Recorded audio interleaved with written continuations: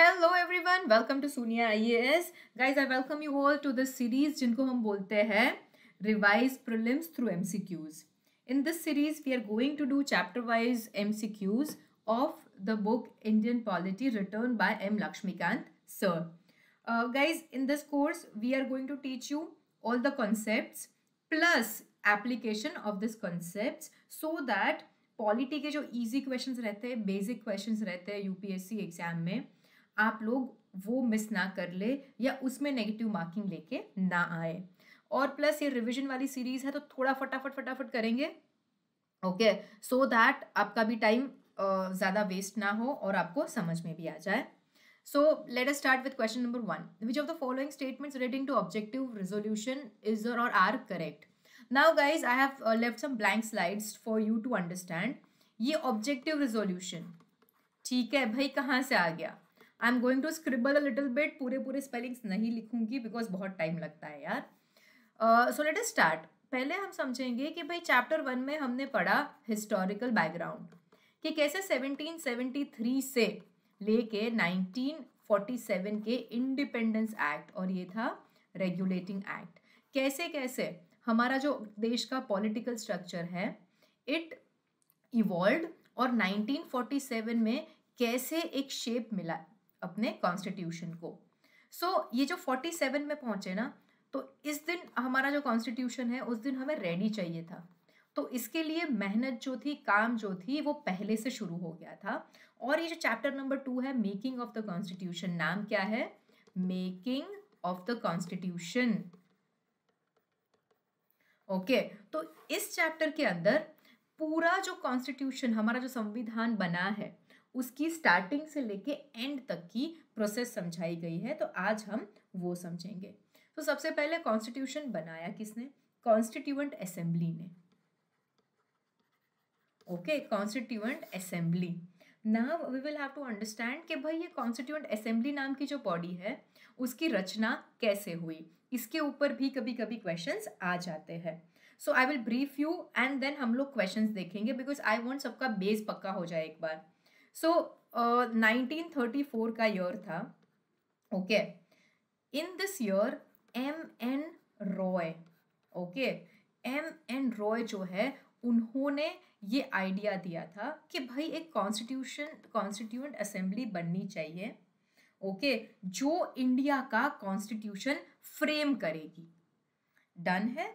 इसके आगे 1935 में, ओके, 1935 में INC ने ऑफिशियली डिमांड किया कि भाई इंडिपेंडेंट इंडिया का जो कॉन्स्टिट्यूशन है वो हम खुद बनाएंगे. ठीक है.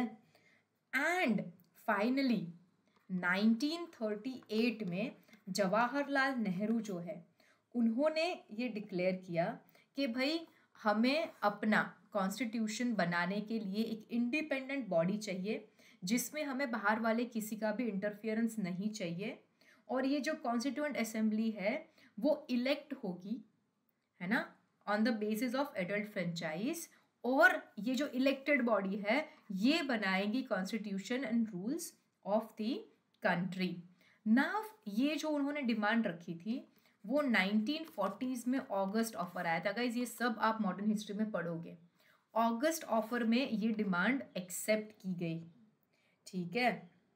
नाउ 1942 में सर स्टैफर्ड क्रिप्स, है ना, वो मेंबर थे, उनका एक प्रपोजल आया कि भाई वर्ल्ड वॉर 2 के बाद हम आपको आज़ादी दे देंगे.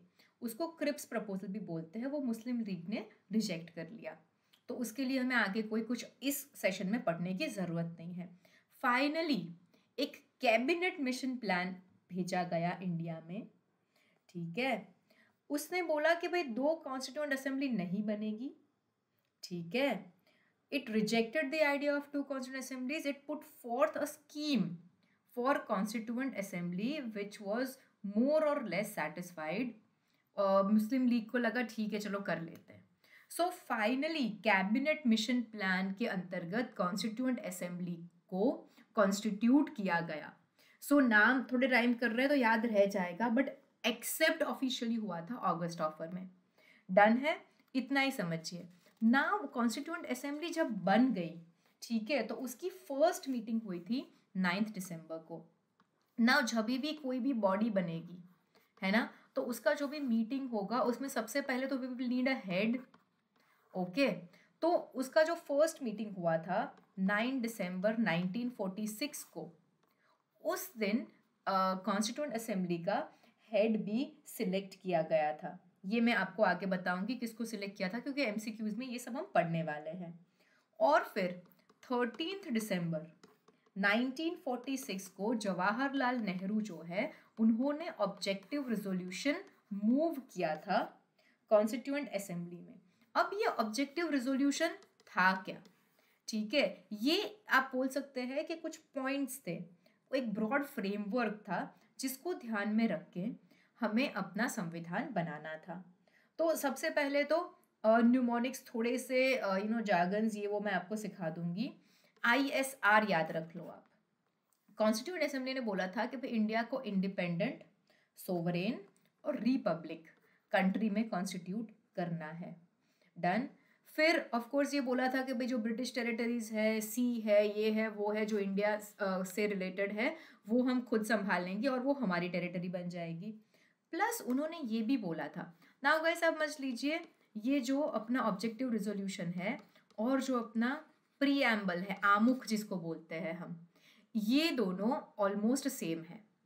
तो क्या आएगा कि भाई सारा जो भी पावर है ना, रूल करने का कंट्री का, वो कहाँ से आएगा? लोगों के पास से आएगा, power from the people.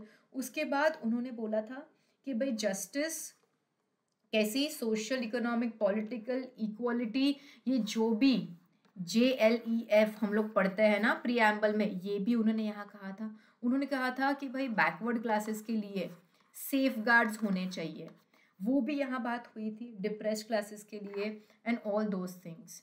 Done. और उन्होंने ये भी कहा था कि भाई एंशंट इंडिया जो है उसको अपना एंशंट लैंड है, और जैसा एंशंट टाइम में इंडिया वॉज लाइक ऑनर्ड, तो वैसे फिर से उसको अपनी राइटफुल पोजीशन मिलनी चाहिए। एंड इंडिया जो है वो कंट्रीब्यूट करेगा वर्ल्ड पीस में एंड वेलफेयर ऑफ मैनकाइंड में। So guys this is the entire story. अब हम जाके देखेंगे क्वेश्चन, तो आपको समझ में आएगा कि आप कितनी आसानी से ये क्वेश्चन सॉल्व कर पाएंगे। So see now we talking about the objective resolution. तो आप मेरे साथ आप सोचेंगे किसने प्रपोज किया था? हमने देखा जवाहरलाल नेहरू ने प्रपोज किया था, तो फर्स्ट गलत हो गया, तो ए और बी तो आ ही नहीं सकते। By the method of elimination we have eliminated these both. So हमारे पास अभी सी और डी ऑप्शन है। So if you rule out, अगर आपको पता चल जाए कि इन दोनों में से कोई एक भी गलत है, तो आपका आंसर आ जाएगा। डन। क्या आप आगे जा रहे हैं? It was adopted by the as the preamble of the Indian constitution in its original form and shape. Original form and shape में तो हुआ ही नहीं, इसका जो मॉडिफाइड पार्ट है, मॉडिफाई करके उसको प्रीएम्बल बनाया गया था। तो सेकंड भी गलत हो गया, तो आपके पास आंसर जल्दी से आ गया और आपको थर्ड स्टेटमेंट पढ़ने की जरूरत भी नहीं पड़ी। ठीक है, so this is important. Done. अब आगे देखते हैं हम लोग। Let us go a little bit ahead. I hope आपको ये पूरा टॉपिक समझ में आ गया है, because it is very important concept समझना और फिर उसको अप्लाई करना। अब कैबिनेट मिशन प्लान के लिए क्वेश्चन है। हमने देखा ना कैबिनेट मिशन प्लान जो है उसी ने कॉन्स्टिट्यूएंट असेंबली बनाने का प्रोविजन दिया था। डन। अब आगे देखते हैं कि भाई इसने जो कॉन्स्टिट्यूएंट असेंबली बनाने की बात की, तो इसके कुछ फीचर्स रहे होंगे, इसके कोई प्रोविजंस रहे होंगे, इसका कोई मेथड रहा होगा कि सीट्स कैसे देने हैं, क्या करना है। ओके, सो यहाँ पे देखते हैं statement number 1। Each province and princely state was to be allotted seats in proportion to their respective population. Done. Second, princely states could veto the resolutions passed in the Constituent Assembly. Third, representatives of princely states were to be nominated by the head of the princely states. And fourth, community-based representation was to be abolished in Constituent Assembly. So see guys, मैं आपको ये थोड़ा समझा देती हूँ, और फिर अगर आपको इतना याद नहीं आ रहा है एग्जाम में, तो आप लॉजिकली भी कैसे सॉल्व कर सकते हैं ये MCQ, वो भी हम देखेंगे। सो लेट अस गो थोड़ा सा आगे। सी गाइस, जब कॉन्स्टिट्यूएंट असेंबली ने नवंबर 1946 में कैबिनेट मिशन प्लान के अंतर्गत फॉर्मुलेट हुआ था अपना कॉन्स्टिट्यूएंट असेंबली, तो उसके फीचर्स क्या क्या थे? सबसे पहले 389 स्ट्रेंथ लिया गया था। ये नंबर्स बिल्कुल भी याद नहीं रखने हैं, बट आप 2-4 बार पढ़ोगे तो ये अपने आप से याद रह जाएगी, आपको एफर्ट करने की भी बिल्कुल ज़रूरत नहीं पड़ेगी। अब इसका ब्रेकअप क्या था? 296 प्लस 93। 296 जो सीट्स है वो ब्रिटिश इंडिया को मिली थी, और ये 93 सीट्स जो है वो प्रिंसली स्टेट्स को मिली थी। डन। अब हर एक प्रोविंस है या प्रिंसली स्टेट है, उसको सीट्स मिली थी कैसे? Proportional to population. 10 लाख लोगों के होने पर, 1 मिलियन लोगों के पॉपुलेशन के ऊपर एक सीट मिली थी। ठीक है। अब ये जो ब्रिटिश प्रोविंस में 296 सीट्स थी, उनको 3 कैटेगरी में डिवाइड किया गया था, मुस्लिम्स, सिख्स एंड जनरल। ठीक है। और हर एक कम्युनिटी के, ठीक है, representative of each community were to be elected by the members of that community, है ना। और वोटिंग हुई थी by the method of proportional representation of single transferable vote. और ये तो भाई ब्रिटिश इंडिया की बात हो गई। प्रिंसली स्टेट्स में जो हेड ऑफ द स्टेट थे, जो राजा थे उस टाइम के, वो नॉमिनेट कर रहे थे। तो यहाँ से हमें 2-4 चीज़ें समझ में आती है।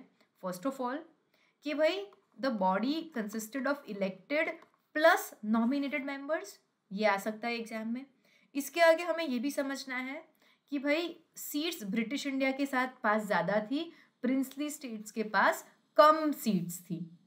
डन। और पॉपुलेशन के प्रपोर्शन में सीट्स दी गई थी। और यहाँ पे जैसे मुस्लिम्स, सिख्स और जनरल पॉपुलेशन की बात है, तो भाई कम्युनल डिवाइड तो था ही था। अब आके देखते हैं। अब देखिए कितना आसानी से आंसर आपको समझ में आ जाएगा। Each province and princely state was to be allotted seats in proportion. Yes, हमें पता है ये सही है। तो यार ये तो आंसर आ ही नहीं सकता, क्योंकि फर्स्ट तो सही है ही है। Done. Now we will go a little bit ahead. Princely states could veto the resolutions passed in the constituent assembly. हमने अभी देखा कि भाई 296 सीट्स थे ब्रिटिश इंडिया के पास, और प्रिंसली स्टेट्स के पास तो 93 सीट्स ही थी। तो भाई ये कैसे वीटो करेगा? नहीं कर सकता। सो 2 निकल गया, अपने पास से बी ऑप्शन भी निकल गया। Now the third one is correct, तो थर्ड तो पढ़ना ही नहीं है हमें। फोर्थ पे अब हम लोग फोकस करेंगे। Guys see, I am teaching you tricks to solve the MCQ also along with this course. Community based representation was to be abolished in the constituent assembly. अरे भाई नहीं, ये तो हमने देखा, ये तो था ही था। तो ये भी गलत हो गया। तो हमारा आंसर क्या आएगा? 4 is also incorrect. So we will reach to the answer. Guys, जब भी स्टेटमेंट वाले क्वेश्चंस आते हैं, उसमें ये मेथड जो है एलिमिनेशन वाला, वो सबसे बेस्ट चलता है। So I would request all of you, है ना, to do the exam, MCQs like this. आपको एग्जाम में ऐसे सॉल्व करना है।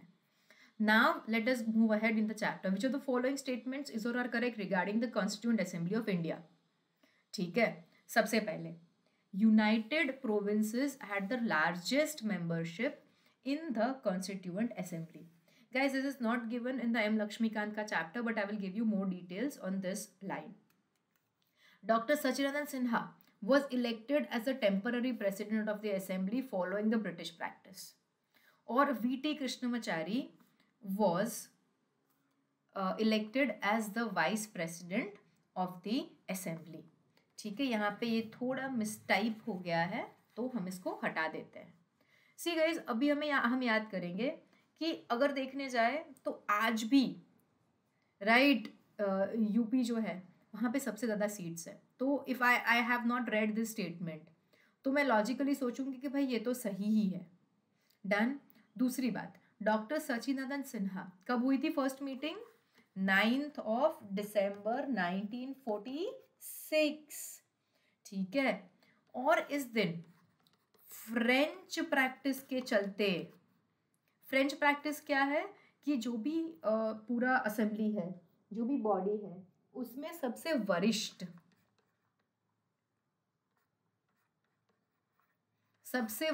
सबसे जो बड़े सभ्य है, उनको वो प्रेसिडेंट बना देंगे। तो it is not a British practice, it is a French practice, ये आपको पता होना चाहिए। So see how simple it gets. ये वाला कैंसिल हो गया अपना सेकंड, तो जहां जहां भी सेकंड है उसको तो हम क्रॉस कर ही देंगे। Guys this method is so effective कि आपका 50% एक्यूरेसी बढ़ जाएगा इन एवरी क्वेश्चन। एंड ये मेथड जो है आप सिर्फ पॉलिटी में यूज नहीं कर सकते, आप कोई भी सब्जेक्ट में यूज कर सकते हैं। सो नाउ थर्ड क्वेश्चन के ऊपर अपना जाता है कि भाई इश्यू क्या है। सी इन केस आपको फर्स्ट वाला भी नहीं पता है पर सेकंड कैंसिल हो गया, तो आपको पता चलना चाहिए कि फर्स्ट तो भाई करेक्ट है ही है। फिर VT Krishnamachari was elected as the vice president of the assembly. Yes guys, VT Krishnamachari ji, yes. इनके साथ साथ let me tell you, HC Mukherjee was also elected as vice president.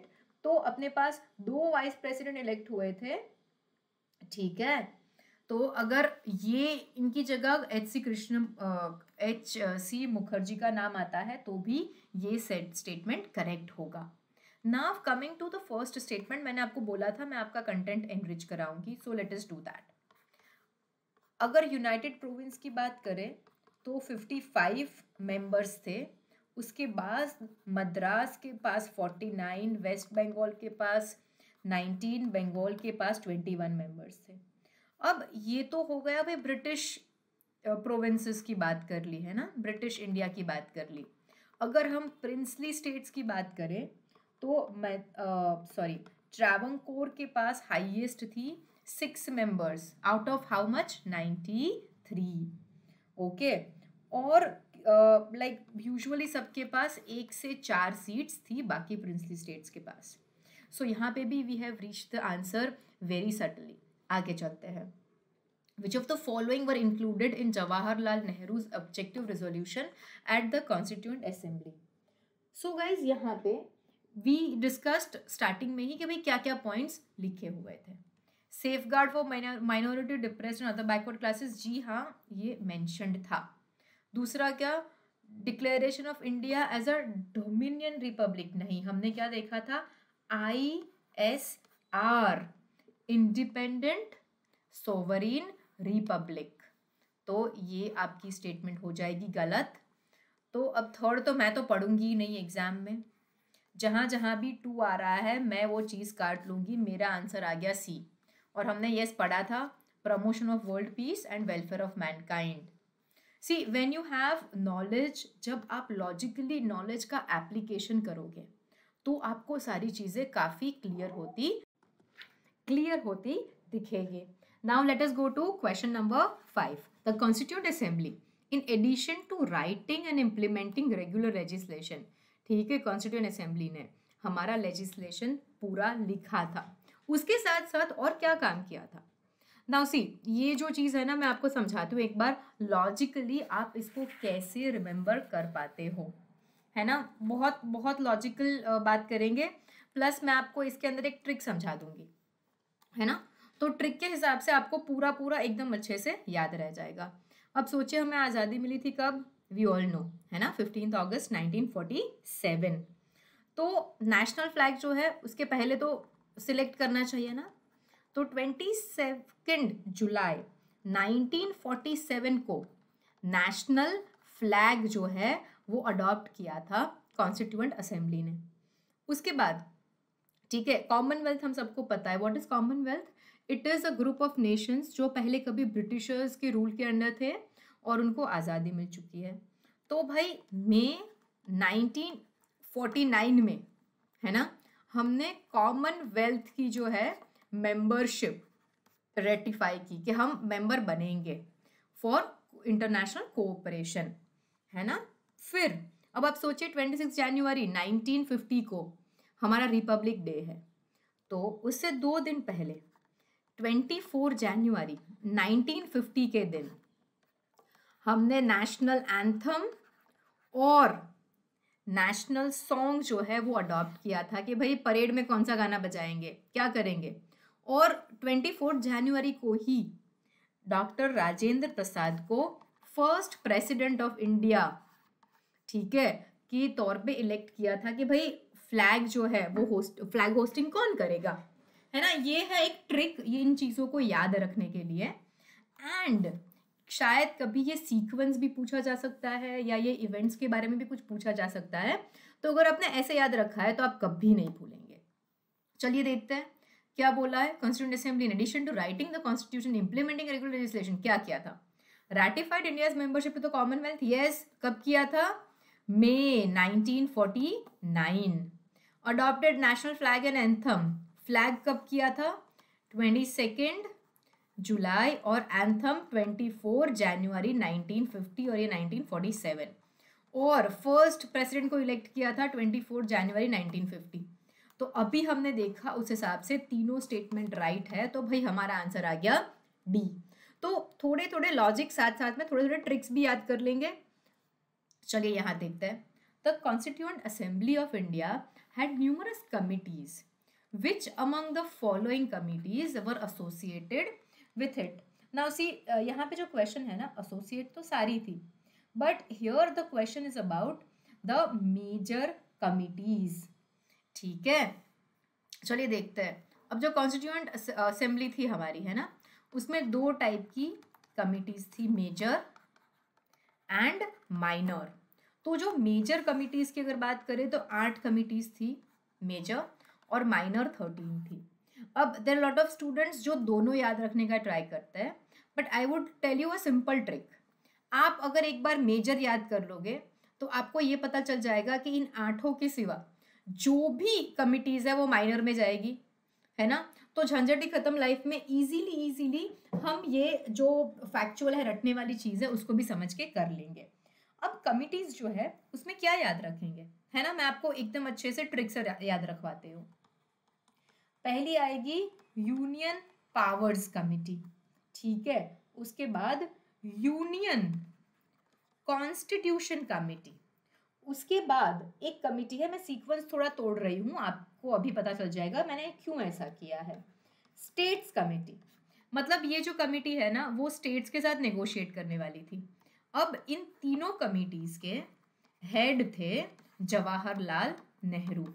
सी ये स्टेट्स कमेटी है ना, इसमें बहुत सारे बच्चे मिस्टेक करते हैं, उनको लगता है स्टेट्स के साथ नेगोशिएट करने के लिए सरदार वल्लभ भाई पटेल आएंगे, पर नहीं, जवाहरलाल नेहरू है। फिर देखते हैं advisory committee. Advisory committee on किस चीज पे एडवाइस करना है भाई, fundamental rights, minorities and tribals and excluded areas. इसमें थे सरदार पटेल। इसके साथ साथ Sardar Patel was also head of the कौन सी कमिटी, फटाफट guys I need answers, provincial. ये रिवीजन वाली क्लास चल रही है तो आप सबको दिमाग में रिकॉल करते रहना है। इसमें भी सरदार पटेल थे, ठीक है, प्रोविंशियल कॉन्स्टिट्यूशन कमिटी। इसके बाद I tell you one more hint, 5 और 6 नंबर की जो कमिटी है, 5 में लेते हैं स्टीयरिंग कमिटी और 6 में लेते हैं रूल्स कमिटी। तो भाई मैं तो इतना याद रखती हूँ कि डॉक्टर राजेंद्र प्रसाद है, वही रूल्स बनाएंगे, और रूल्स उन्होंने बनाए हैं तो स्टीयर भी पूरी चीज़ों को यही करेंगे। और रहती है इसके बाद नंबर 7 वाली कमिटी, कौन सी लगाएंगे बताइए। नंबर 7 में we will put drafting committee. Drafting committee we all know doctor B.R. Ambedkar was the head of this committee.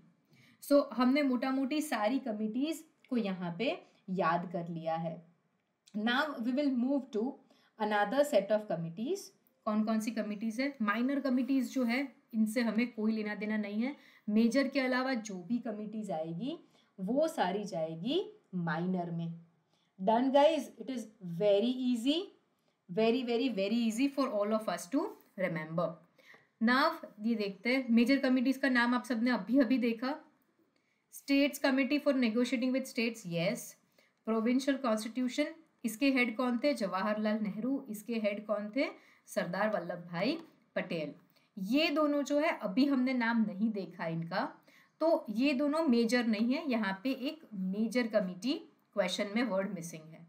So our answer will be C 3 and 4 only. आगे चलते हैं।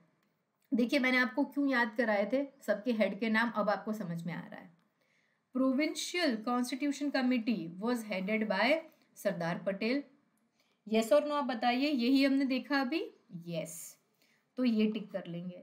तो भाई जहाँ पे 1 नहीं आ रहा है मैं तो वो वाली बात काट ही दूंगी। Then committee for negotiating with states, ये भी हमने अभी देखा कि भाई जवाहरलाल नेहरू जो थे वो इनके हेड थे। सो ये दोनों राइट हो गई, है ना। और एडवाइजरी कमिटी जो थी फंडामेंटल राइट्स पे, इसमें भी सरदार वल्लभ भाई पटेल थे। सो हमने एक सिंपल से तरीके से सारी चीजें याद कर ली यहाँ पे। नाउ थोड़ा आगे जाते हैं, नंबर 8। अब ये जो क्वेश्चन है वो लिमिटेड नॉलेज से कैसे अच्छे से सॉल्व कर सकते हैं वो मैं आपको दिखाती हूँ। फिर हम इस पे देखेंगे कि भाई क्या क्या इसका नॉलेज बेस्ड बढ़ाते हैं, एनरिच करते हैं आपके नॉलेज को। सो सी गाइज, अगर आप एग्जाम में हैं और आपने ये क्वेश्चन देखा, यार ये तो किसी ने पढ़ा ही नहीं, लिस्ट किसी ने देखी ही नहीं, तो see there was no health portfolio in interim government. Now we all know कि भाई जब आज़ादी मिली थी तब हेल्थ जो है उसका स्टेटस तो बहुत ही ख़राब था। तो डू यू थिंक कि इतने पढ़े लिखे जो इंसान बैठे थे ड्राफ्टिंग कमिटी में, उन्होंने हेल्थ पोर्टफोलियो नहीं बनाया होगा? This is not possible at all, है ना। ये नॉट पॉसिबल एट ऑल वाली बात है, तो ये स्टेटमेंट तो लॉजिकली गलत है। See I am not using my knowledge here, I am only using logic. Then external affairs portfolio was managed by Sardar Patel. Now we all should know Sardar Patel के पास कौन से पोर्टफोलियो थे? होम था, राइट। उसके बाद कौन से पोर्टफोलियो थे सरदार पटेल के पास? उनके पास होम के अलावा इंफॉर्मेशन एंड ब्रॉडकास्टिंग था, 2 पोर्टफोलियो थे। और एक्सटर्नल अफेयर्स जो है वो जवाहरलाल नेहरू के पास था पोर्टफोलियो। तो अपने लिमिटेड नॉलेज से, है ना, सबके नाम नहीं रटने हैं हमें, लॉजिक प्लस थोड़ा बहुत नॉलेज यूज करना है। तो इससे ये स्टेटमेंट भी गलत हो गया।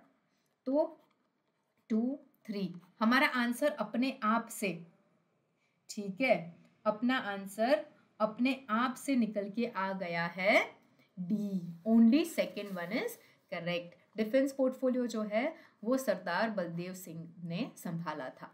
Now we will go to number 9। Consider the following statements. ठीक है, क्या लिखा है यहाँ पे? Not all of the provisions in the constitution came in force on November 26, 1949। So guys यहाँ पे हम सबको याद रखना है कि भाई 26 नवंबर 1949 जो दिन है, उस दिन पे सिटीजनशिप जैसे इंपॉर्टेंट चीज़ें, ठीक है, फिर इलेक्शंस बचे हुए थे तो इलेक्शंस वाली इंपॉर्टेंट चीज़ें, प्रोविजनल पार्लियामेंट वाले टेम्पररी प्रोविजंस, और कुछ आर्टिकल्स ही यहाँ पे फोर्स में आए थे, नॉट द एंटायर कॉन्स्टिट्यूशन। अगर सब अभी फोर्स आ जाता तो भाई 1950 क्या 26 जनवरी जो है उसको हम क्यों रिपब्लिक डे बनाते, है ना। और 26 जनवरी जो है 1950 वो अपना कॉन्स्टिट्यूशन का कमेंसमेंट डेट के तरीके से भी हम जानते हैं, रिपब्लिक डे तरीके से भी सेलिब्रेट करते हैं। सो दिस इज इनकरेक्ट। तो मोटा मोटी यहीं से आपका आंसर निकल गया, यहाँ पे 1 and 2 ओनली है, तो ये भी गलत है। तो आपने एक ही ऑप्शन, नहीं सॉरी गाइज, एक्सट्रीमली सॉरी, तो ये स्टेटमेंट सही है। डन। तो जहां पे ये स्टेटमेंट नहीं है उसको मैं एलिमिनेट कर दूंगी।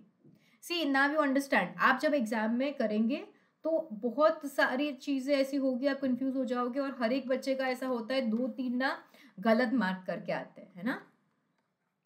तो हमें ये चीज नहीं करनी। We don't want to like do away with the easy questions. तो हमेशा जो भी ऑप्शन है उसके आगे टिक क्रॉस बनाते जाइए। अब क्या लिखा है? The commencement of the constitution कब हुआ था? कमेंसमेंट हमने डेट के लिए अभी चर्चा कर ली, 26 जनवरी 1950। All enactments, amendings or supplementing the any of the acts enacted by British government were repealed. Now यहाँ पे एक सब क्लॉज है कि भाई क्या हुआ था? Yes, it was overall abolished, ये चीज़ सही है, but at the same time एक एक्ट था, abolition of Privi council jurisdiction act 1949 में जो आया था, है ना, वो कंटिन्यू किया गया था। सो गाइज ये स्टेटमेंट जो है वो गलत हो जाएगा। So again with the help of one statement we have eliminated two other options. Done. इसके अलावा एक और ट्रिक मैं सिखाती हूँ आपको ना, उसी बहुत इजीली अपना आंसर आ जाएगा यहाँ पे। Sarnath lion capital was adopted as the symbol of constituent assembly. अरे नहीं, क्या था, एलिफेंट वाज अडॉप्टेड। तो जहाँ जहाँ भी 3 आ रहा है मैंने उन दोनों को काट लिया। So now I just have to look at the authenticity of statement number 2। 1 तो सही है ही है। So you can solve an MCQ in different ways, और इस कोर्स में हम आपको ये सारे टिप्स एंड ट्रिक्स सिखा देंगे, डोंट यू वरी।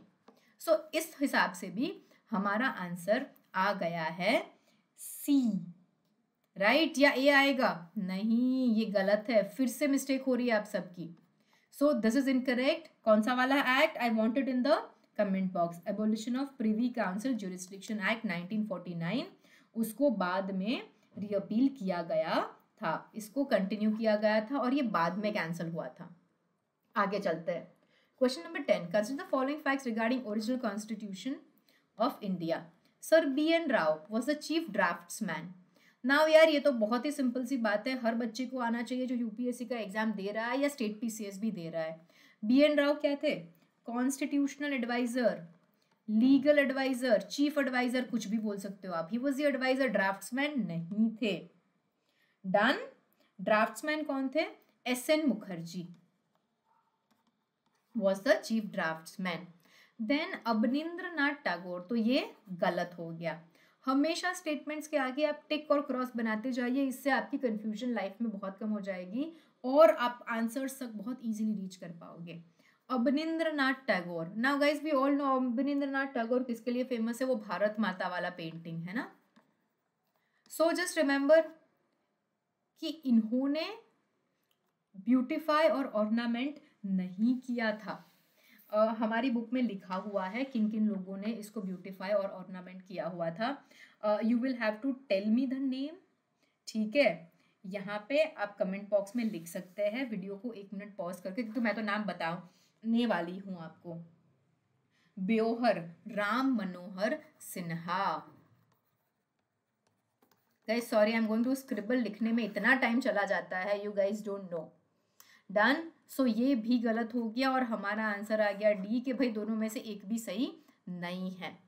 गाइस कई बार क्या होता है पता है, यहाँ पे शायद इनकरेक्ट लिखा हुआ है और हम पूरे क्वेश्चन को करेक्ट वाले नोशन में कर लेते हैं। तो whenever you see this kind of a question, तो आप करेक्ट इनकरेक्ट वाला देख लीजिए, because this is one of the traps set by UPSC। अगर यहाँ पे इनकरेक्ट होगा तो आंसर आ जाएगा बोथ आर इनकरेक्ट, और अगर करेक्ट आया तो आंसर आ जाएगा डी, ठीक है? So this is one of the advices that we would give you, कि ठीक से पढ़ना है। यू कैन मेक बॉक्सेस, आप कैंसल, राइट, सारे नोशंस यूज कर सकते हो। कभी कभी आपको कोई सेंटेंस को सिंप्लीफाई करना है तो आप यहाँ पे एक छोटा सा फ्लो चार्ट बना लीजिए अपने पेपर में ही। So this is all going to help you fetch 2 और 3 एक्स्ट्रा मार्क्स, जिसके रहते शायद आपका प्री नहीं निकलता। सो ये कोर्स करने से ओवरऑल आपका नॉलेज इन्हांस होगा, रिविजन होगा, टिप्स और ट्रिक्स मिलेंगे आपको, और पेपर में during those hours of examination अपनी परफॉर्मेंस कैसे एनहांस करनी है उसके भी टिप्स मैं आपको देती जाऊंगी। So guys this is it for today, thank you very much. Please I mean if you found the video helpful, like it, share it with your friends, and please subscribe to our channel. See you in chapter number 3 soon. Thank you guys.